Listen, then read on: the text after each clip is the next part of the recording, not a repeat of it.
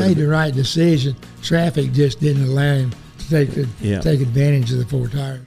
The NASCAR world erupted after Phoenix. The grand finale of the 2025 season didn't just decide a champion. It ignited debates that are still raging across social media, pit boxes, and fan forums. But amid all the noise, one voice rose above them all. Richard Petty, the king himself, took a stand, and his words completely reframed how fans are looking at that championship race. Let's break down exactly what went down at Phoenix Raceway, and why Petty's defense of Denny Hamlin has changed the conversation. Heading into the finale, all eyes were on Denny Hamlin, the veteran driver chasing the one thing missing from his Hall of Fame resume, a Cup Series championship.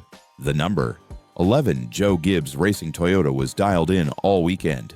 Hamlin qualified well, his race pace was strong, and for most of the afternoon, he looked in control of his own destiny. Lap after lap, he was right where he needed to be. Then came lap 309. William Byron's crash brought out a caution that would flip the entire race on its head.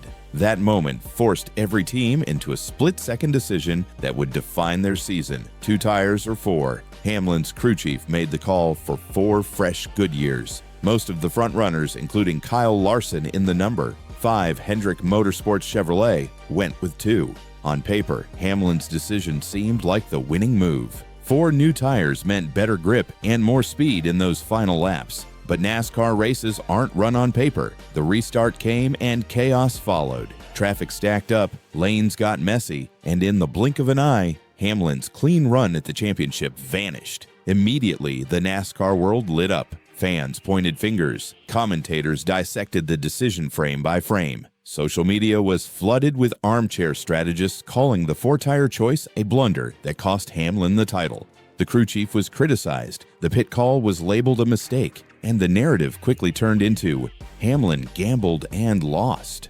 But here's where the story takes a turn. Richard Petty, the 7-time Cup Series champion, one of the most respected voices in the sport, wasn't having it. In a conversation with his longtime collaborator Dale Inman, Petty broke down the race and stood firmly in Hamlin's corner. According to Petty, Hamlin didn't make a bad call. In fact, he made the right one. Petty explained it in simple racer's logic. If Hamlin hadn't been blocked by slower traffic after the restart, he would have caught and passed Larson. He made the right decision, Petty said. Traffic just didn't allow him to take advantage of it. That's a powerful statement coming from a man who's seen it all. Petty wasn't making excuses. He was looking at it from the perspective of someone who understands how races unfold in real time. Strategy isn't just about the pit box. It's about the unpredictable nature of racing, who lines up next to you, where the lapped cars are, and how clean your lane is when the green flag waves. Petty went on to explain the sequence in detail. When the field pitted, almost everyone else took 2 tires. Hamlin was one of the few who took 4, hoping that extra grip would carry him through traffic. When the green flew, Hamlin started on the inside line, Larson on the outside. Into turn 1, they were side by side, but a wall of slower cars filled the track ahead. That's when Hamlin got boxed in. The inside lane jammed up, and while Larson's line flowed forward, Hamlin's progress stalled. Despite having fresher tires, Hamlin couldn't find clean air to use them. Petty described it perfectly. He got blocked, and the cars ahead just shot through the middle. Hamlin's number 11 had the speed, but not the space. He clawed forward as best he could, but the laps ran out before he could make up ground. Petty also gave credit where it was due. He praised Larson and the Hendrick team for executing perfectly in those final moments. Larson took advantage of the traffic just right, a testament to timing and precision more than tire strategy. But Petty's point stood. The call from Hamlin's team wasn't the problem. Circumstances were. Then Petty pivoted to a topic that few talk about, the financial and structural limits teams face. You spend $15 or $20 million to run a car all season, he said, and you can't have the tires you need when it matters most? It's a fair criticism. Teams pour massive resources into reaching the championship round, yet the rules on tire allocation can still handcuff them in the biggest race of the year. After the dust settled, Hamlin's crew chief Chris Gabehart reflected on the call. He admitted that 2 tires briefly crossed his mind, but he didn't believe it would have made a difference. Larson had nothing to lose and had to gamble. Hamlin had the car to win on merit. 4 tires were the right call, Gabehart said. We just couldn't get clear on the bottom. Kyle Petty, Richard's son, echoed that sentiment. He pointed out that Larson's lane simply moved better. Hamlin got trapped on the inside while Larson's groove stayed clean, allowing him to surge ahead.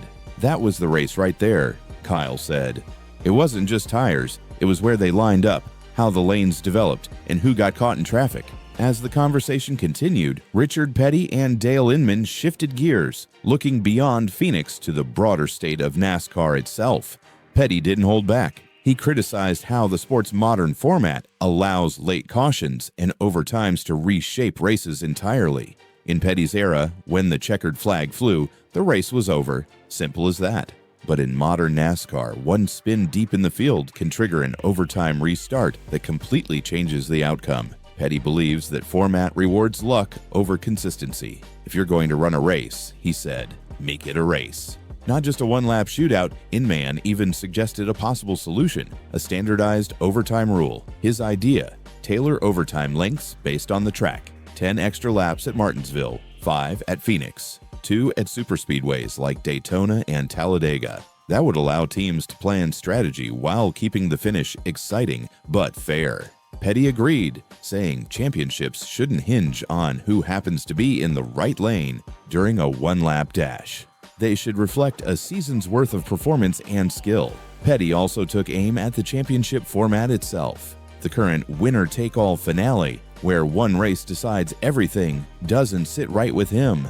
There's going to have to be a change, he said. To Petty, it doesn't make sense that a driver can dominate all season and lose the title because of one late caution or unlucky restart. And that sentiment hits especially hard when you look at Hamlin's 2025 season in full. Just a month before Phoenix, Hamlin earned his 60th career win at Las Vegas Motor Speedway. A deeply emotional victory, especially with his father's health struggles. That moment was supposed to be the prelude to his long-awaited championship. Even Richard Petty admitted this was probably his best chance ever to win it all. When the checkered flag fell at Phoenix, Hamlin's hopes were gone, and Larson celebrated another title.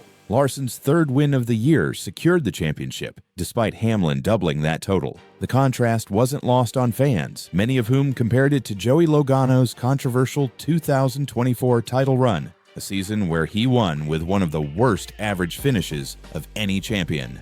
But through all the disappointment, Hamlin's reaction showed the kind of competitor he is. At the NASCAR Awards, he refused to criticize Larson. Instead, he defended his friend and rival. "I hate that the attention has shifted away from his championship," Hamlin said. "There shouldn't be one person questioning if he deserves it. He's a great friend. If it couldn't be me, I'm glad it's him." That humility and sportsmanship resonated across the garage. In a sport built on intensity and rivalries, Hamlin's grace in defeat stood out. "We see each other every week," he said. "We compete, but we also understand each other. That's what brings respect, and sometimes empathy." Even in heartbreak, Hamlin managed to represent what NASCAR is truly about: resilience, professionalism, and the will to keep fighting. And with the support of Richard Petty, Dale Inman, and much of the NASCAR fan base, there's little doubt that Hamlin's story isn't over. He's already looking toward the next season, driven by the same fire that's kept him among the sport's elite for nearly 2 decades. As Petty put it best, the kid's done everything right. Luck just didn't fall his way, but in racing, luck always changes. And when it swings back, Denny Hamlin will be right there, chasing the one prize that still eludes him, with the king himself in his corner.